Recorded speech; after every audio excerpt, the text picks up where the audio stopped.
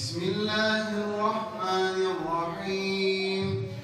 وَإِذْ قُلْنَا ادْخُلُوا هَٰذِهِ الْقَرْيَةَ فَكُلُوا مِنْهَا حَيْثُ شِئْتُمْ رَغَدًا وَادْخُلُوا الْبَابَ فَانفَجَرَتْ مِنْهُ اثْنَتَا عَشْرَةَ عَيْنًا قَدْ عَلِمَ كُلُّ أُنَاسٍ مَّشْرَبَهُمْ وَكُلُوا مِنْهَا وَعَدَسِهَا وَبَصَلِهَا قَالَ أَتَسْتَبْدِلُونَ الَّذِي هُوَ أَدْنَىٰ بِالَّذِي هُوَ خَيْرٌ الَّذِي خَلَقَكُمْ وَالَّذِينَ مِن قَبْلِكُمْ لَعَلَّكُمْ تَتَّقُونَ اللَّهُ أَكْبَرُ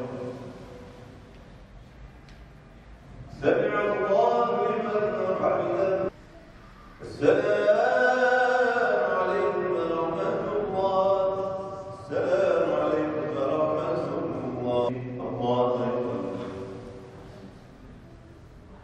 سَمِعَ اللَّهُ لِمَنْ حَمِدَهُ اللَّهُ أَكْبَرُ.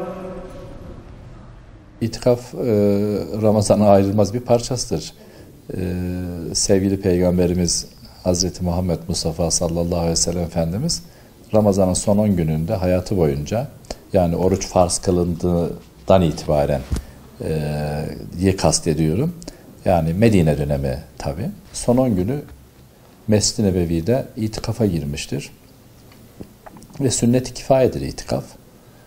Yani bir bölgede, bir beldede bir veya birkaç kişinin itikafa girmesiyle bu sünnet-i kifaye ümmeti Muhammed'in üzerinden düşmüş olur.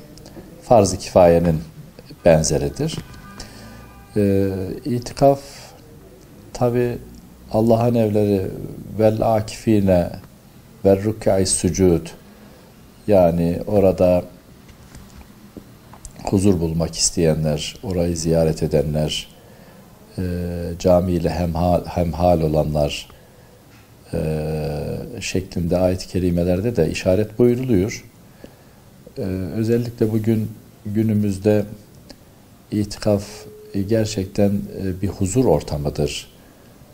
Çok hızlı bir hayat yaşıyoruz. Çok labirent gibi bir ortamda yaşıyoruz. Böyle bir ortamda insanın kendisini dinlemesini, kalbine yönelmesini, deruni bir tefekkür içerisinde Ramazan bereketini soluklaması çok önem arz ediyor. Bu bakımdan günümüzde itikafa giren kardeşlerimiz de bir hayli var. Biz onlara imkan tanıdık. Aşağı yukarı ilimizde 100 cami civarındaki bir sayı ile itikafa girmek isteyenlere hizmet etmek istiyoruz. Asıl olan herkesin kendi camisinde, yani mahalle olarak, köy olarak, semt olarak kendi camilerinde itikafa girmeleridir. Bu hem güvenlik açısından da böyle, hem irşat açısından da böyle, hem örnek olma açısından da böyle. Biz her semtte, her camimizde, cami cemaatimizden itikafa girmeyi tavsiye ediyoruz. İttifak, orada tefekkür, ibadetle meşgul olmak, kendini dinlemek. İtikafa giren insan bütün gününü ve gecesini camide geçirecektir. Zaruri ihtiyaçların olması durumunda tabii dışarı çıkar, abdesttir, daha başka ihtiyaçtır, cenaze namazıdır gibi şeylerle. Ama bu şeyler bittikten sonra, zaruri ihtiyaçları karşılama durumu bittikten sonra tekrar geri camiye geçmeli.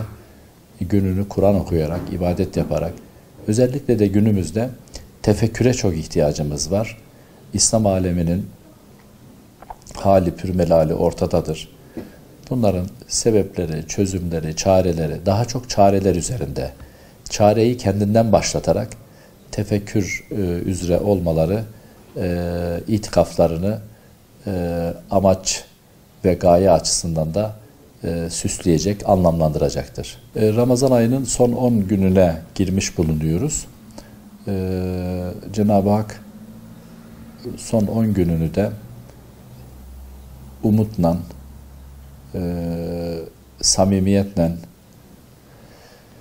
ve Ramazan'ı uğurlama heyecanıyla, o heyecanı hissetmek çok önemlidir bir Müslüman için.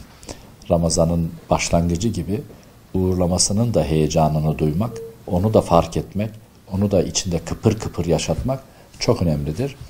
Bu içimizde kıpır kıpır duygularla, düşüncelerle Cenab-ı Hak son 10 günü de sağlık, sıhhat, afiyet içerisinde tamamlatsın. Kadir gecesi var son 10 gününde. 1000 aydan daha hayırlı bir gece, bir ömre bedel bir gecedir. Müminler için bu günler, bu geceler rahmet sağanağıdır. Mağfiret, affetme sağanağıdır. Cehennemden azat günleridir.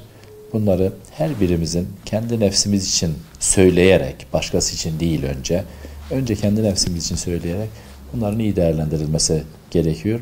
Ramazan ayının son 10 günü hem uğurlama telaşı açısından hem de bir rahmet mevsiminin bitişi açısından hem Kadir gecesinin hem bayram gecesinin son 10 gününde olması açısından önem arz etmektedir.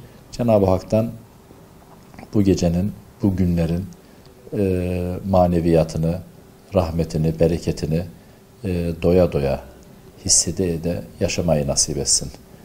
ذَٰلِكَ بِمَا عَصَوْا وَكَانُوا